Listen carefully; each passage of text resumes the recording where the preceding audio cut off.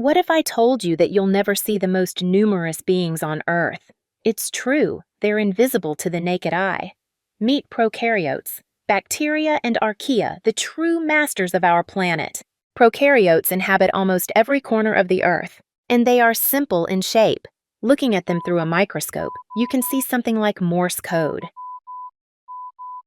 A dot is a ball, a coccus. A dash is a rod or bacillus. And all of them are unicellular. You might say, look, there are several cells together. But that's just an illusion.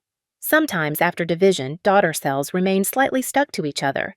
They can be easily separated. Unlike other living beings, prokaryotes are difficult to distinguish from one another based on appearance. Different species can look completely identical.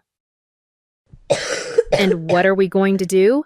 The answer is, we will paint them. There is a special technique called gram staining. It gives a strange result. With the same procedure, some bacteria stain red, some purple. You can learn how prokaryotes are structured inside with such simple methods. In this case, we observe the result of differences in the structure of the cell envelope of prokaryotes.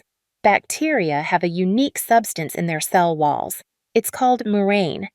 Those with a lot of murein stain purple and are called gram-positive. Those with little murein stain red, and we call them gram-negative. But among the bacteria here, there is one Archaebacterium, and it disguises itself very well. Archaea do not have murein, and their cell walls are very diverse. They usually stain like gram-negative, red, but sometimes purple, like gram-positive. And of course, there are no differences in shape. Meanwhile, bacteria and archaea are not just different species or even kingdoms, they are two different domains. The difference between them is no less than that between bacteria and eukaryotes. So, how do bacteria and archaea differ from each other and eukaryotes? Let's break this down into points. All prokaryotes are unicellular, while eukaryotes can be multicellular. All prokaryotes have no nucleus, while eukaryotes have them. Bacteria have murein in their cell walls, while archaea may have pseudopeptidoglycan instead, a similar but different substance, and eukaryotes have neither of them. The membranes of bacteria and eukaryotes are bilayered and composed of glycerol ester lipids, whereas those of archaea are made of glycerol ether lipids. Archaeal membranes can be either bilayered or monolayered. Bacteria do not have DNA repeats and introns. Archaea have them like eukaryotes. Bacterial DNA is not associated with histone proteins. Archaeal DNA is associated like eukaryotic DNA. The ribosomes of bacteria and archaea are the same size and smaller than those of eukaryotes. However, the rRNA sequence and the structure of ribosomal proteins in archaea are closer to those in eukaryotes than in bacteria. Bacteria and archaea share another interesting feature, their small size. Usually, the diameter of Eukaryotes is at least 10 times longer. This means the volume is at least 1,000 times greater because while surface area increases with the square of the size, volume increases with the cube. Therefore, eukaryotic cells' larger size means their contents have much less contact with the external environment than bacteria's. Let's say the green ball is a piece of food, whatever it may be, organic matter, or sunlight. The time required for it to penetrate into a prokaryote and for waste to be released is much shorter than for eukaryotes. Therefore, while an ordinary eukaryotic cell divides every 2 hours, a bacterium can divide every 20 minutes. People who aren't deeply familiar with the world of microbes often imagine them looking something like this. But let's take a closer look at what they've actually brought into our lives. This genetically modified bacterium gave us insulin.